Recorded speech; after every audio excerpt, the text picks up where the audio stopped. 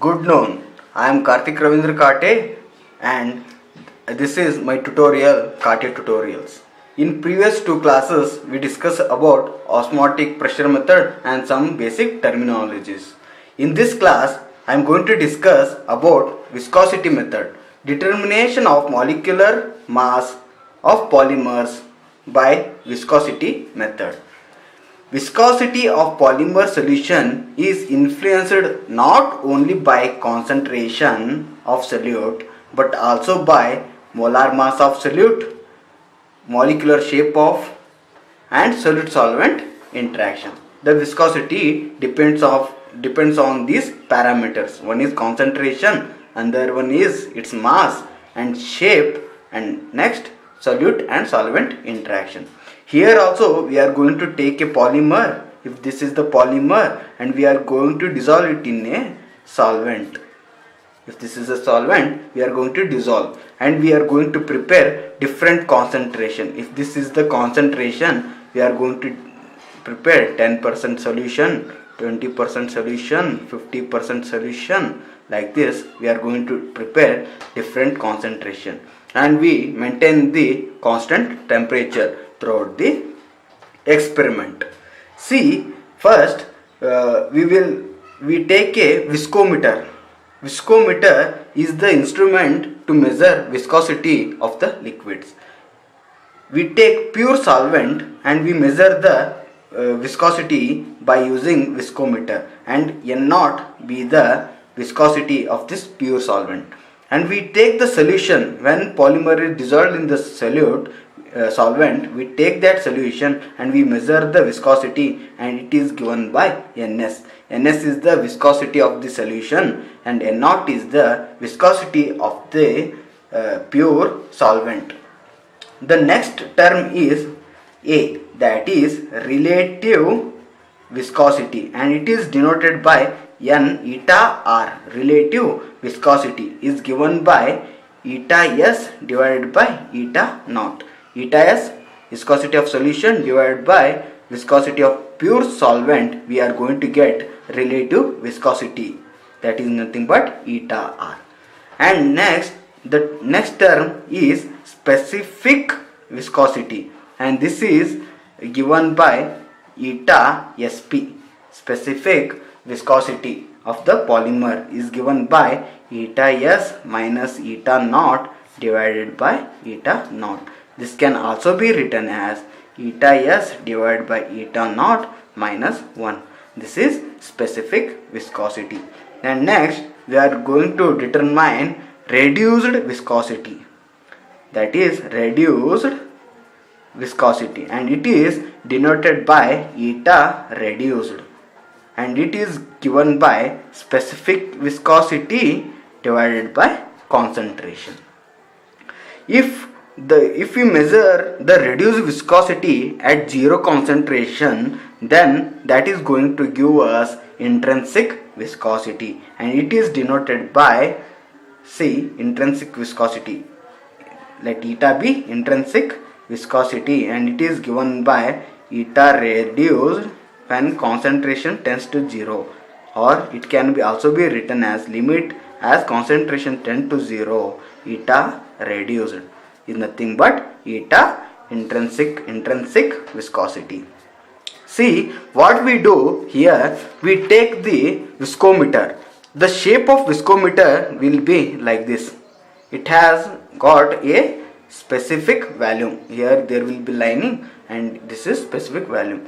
We take the solvent here and we give and we leave it, and we measure the time, how much it will take.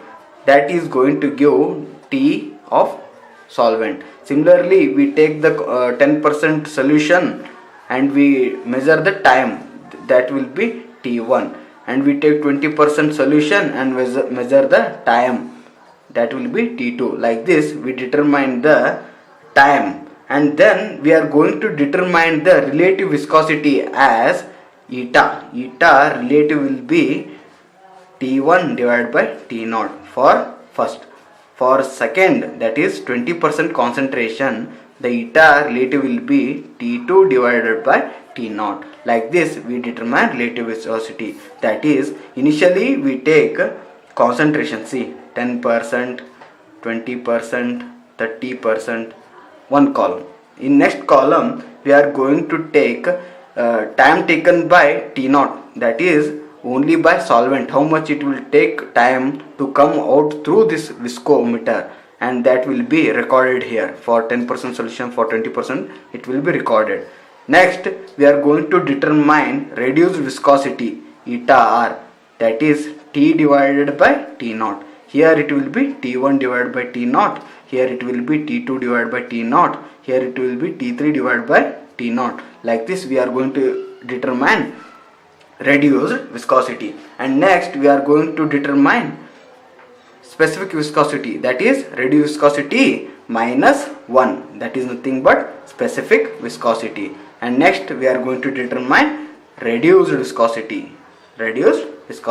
Like this we prepare a column, that is we prepared a column. Next what we do is we take this reduced viscosity on y-axis.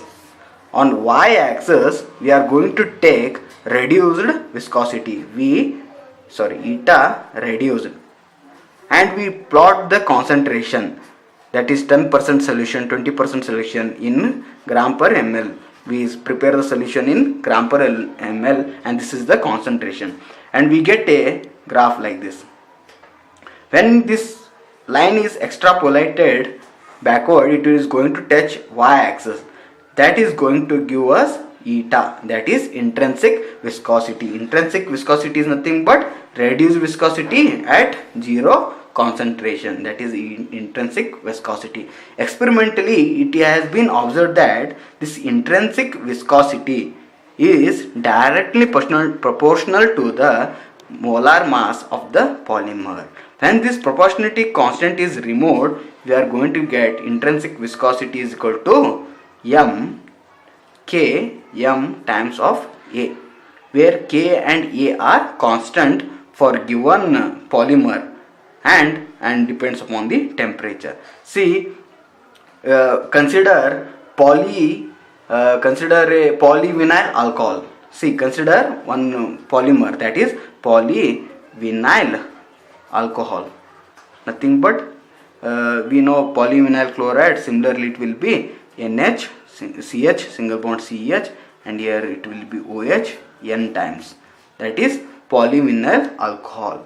This polyvinyl alcohol, when we consider solvent to be water and temperature is 25 degrees Celsius, the value of K will be 20.3 into 10 to the power 5, and value of A for this is 0.72.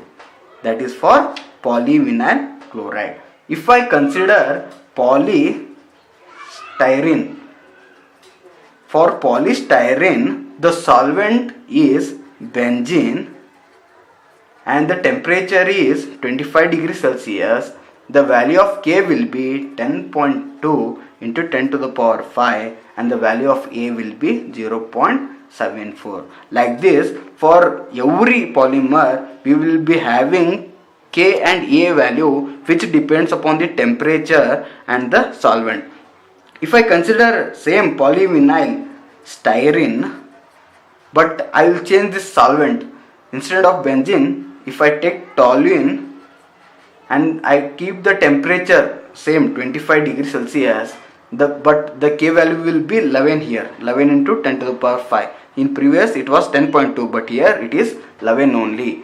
11 into 10 to the power 5, and A value is 0.72. So for in our textbook we are going to get for this polymer K value and A value. So from equation we got this value, this eta is equal to K m raised to A. So now consider what we got. Eta is equal to K m raised to A.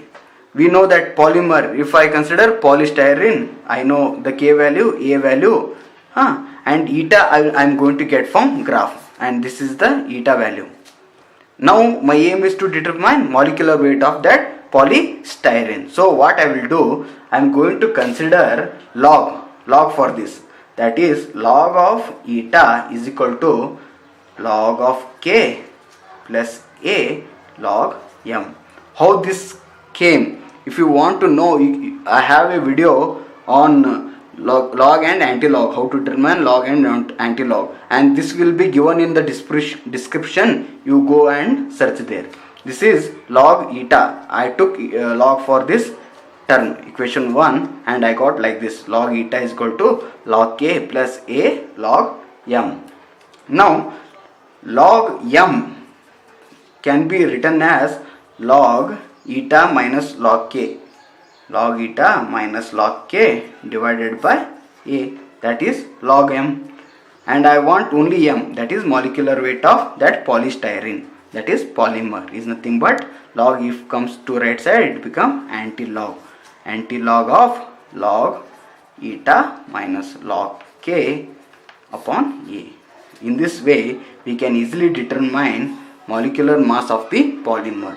To know about log and anti-log and their calculation, I have one video in my tutorial. You can search. If you won't get, I have given the link in description. Please see that also. And this is about determination of molecular weight by viscosity method. Thank you for watching.